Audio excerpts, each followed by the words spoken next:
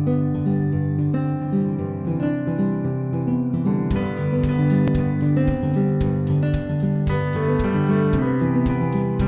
first great piece of literature, of Western literature, is Homer's phenomenal epic, the Iliad, which tells the tale of the Trojan War, its horrors and its glories.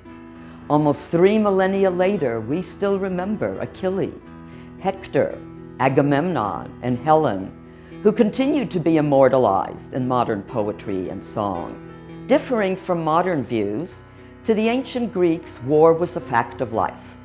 The Greeks were constantly at war, usually with each other, and sometimes with foreigners. A basic cultural equation was that women gave birth and men went to war. Proving oneself in battle was a necessary step in becoming a man. So it's no wonder that history that began with the Greeks, Herodotus' description of the Persian Wars, and Thucydides' account of the Peloponnesian War, retells the cycle of wars that have shaped human society. Because ancient Greece is the foundation of much of Western culture, we certainly can trace some aspects of modern warfare to the ancient Greeks. But in fact, there are a lot more differences in how they practiced and portrayed war than similarities. One, as I've mentioned, it's a fact of life, a necessity.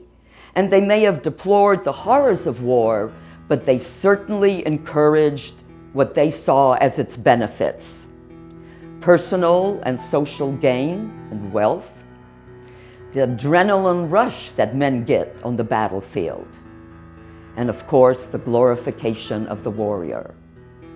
Finally, they had a concept of a beautiful death, encouraging the young man to go out there and die on the battlefield because of the glory he will get. And so all these differences became very fascinating, and the more I have delved into the topic, the more I find richness and complexity in its theme. Despite our modern Western ideals, war continues to be a fact of life. And today, we Americans and other Westerners are facing an implacably savage enemy, and we're conflicted about whether morally or practically to engage in war. So as with so many other features, it's often helpful to see how other cultures have dealt with these issues. And especially since the ancient Greeks formed the foundation of Western culture, seeing the range of views and the complexities that they had on warfare can really provide illuminating insights in order to deal with the issues that we face today.